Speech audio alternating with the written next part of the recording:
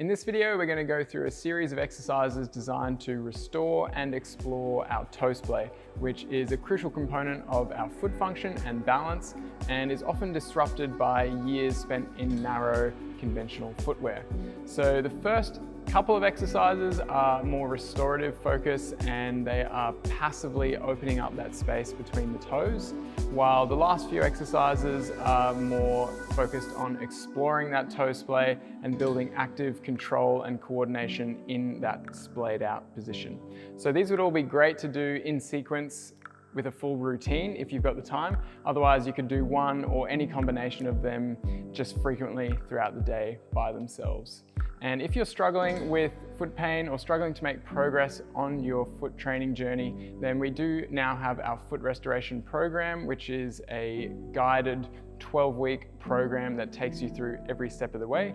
You can check out all the details for that through the link in the description below. Okay, so our first drill is a human toe spreader, which is basically involving putting our fingers all the way through our toes. You don't have to start going all the way. You can just go sort of a bit on the side like that is the easiest way to start. And you can only just go through to the first knuckle. Over time, you can try and go a little bit deeper and deeper until eventually you're aiming to go all the way in like so and have your hand and your foot basically palm to palm like that. So that in itself is usually a great stretch for most people, especially if you are used to wearing those narrow shoes. And from here, you can start to move your hand a little bit to provide some rotation or movement through the midfoot here, or also more movement through the toes in that splayed out position. So quite a simple one, but really worth doing, and like I said, it really helps passively open up that space between the toes. We do also have our wild toes that are toe spreaders that you can put in to help simulate some of this or to supplement it, but your fingers will get a much wider splay than those wild toes, so it is also good to explore this one as well. About a minute or two on one side, change to the other side, and then you can move on. Our next drill is banded big toe abduction. So we've got these bands that come part of our Soulmate kit or our wild toes. However, even just a nice thick rubber band could be a good place to start if you don't have one of these. And what we're trying to do is loop the band over the first knuckle of our toes and then step our feet out so that we get this passive alignment of the big toe. So most people will find that their big toes, or many people, are doing that, even if you don't have a full bunion. And it can be quite hard to activate the muscle that is responsible for that movement. So getting this band involved is a great way just to help passively get that movement. From here, you could do some lifts of all your toes. You could do alternating lifts where you just lift the little toes, keep the big toes down, or vice versa. Or you could also come up onto your toes like that into a bit of a calf raise. The idea being that you're just getting movement around that big toe joint in that aligned position.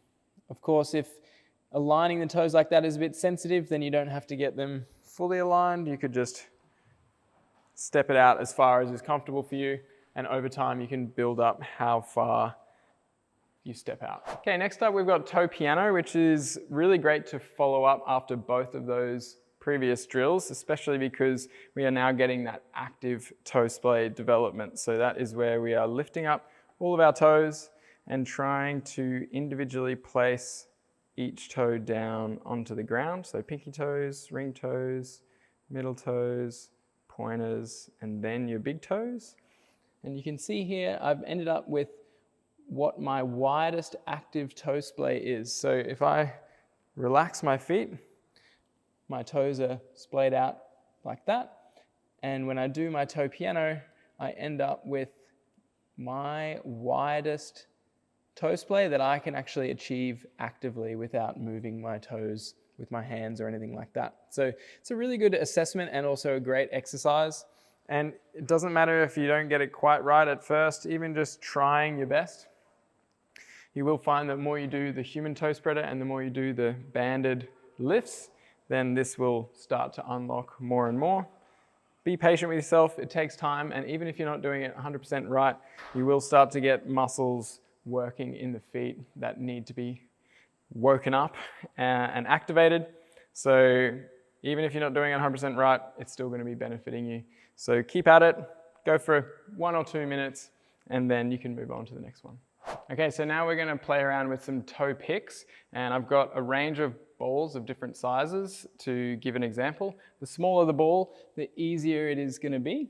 So to start off with, you could go with a ping pong ball or a golf ball, something similar like that. And the idea is that you are trying to splay out as much as you can before closing around the ball and grabbing it. So obviously you don't need much splay to do that with the ping pong ball at all. But even if you are using a ping pong ball, try and do your best to splay out your toes first and then grab, because that will come in handy as you start to go up in size. So splay, wrap around and grab, relax and repeat. Obviously you want to be doing both sides with any exercise, but make sure you're not neglecting your non-dominant side. Now a soft ball like a hacky sack can be a good happy medium where it's maybe similar size or a bit bigger, but it's softer, so you get more purchase like that. So that's something that you could explore. A tennis ball gets a little bit harder again.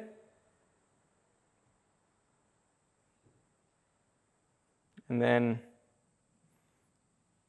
one challenge that we've had is one of our cork balls, which is quite a decent size, but possible with a bit of practice, maybe depending on how long your toes are. So don't worry so much about the exact size of the ball, just focus on getting that full splay, wrapping around, picking it up, and gradually trying to increase the size of the ball.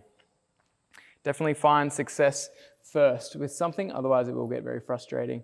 And you might want to spend 1 or 2 minutes on each side, and you'll be surprised just how much all of the muscles in your feet are working with that.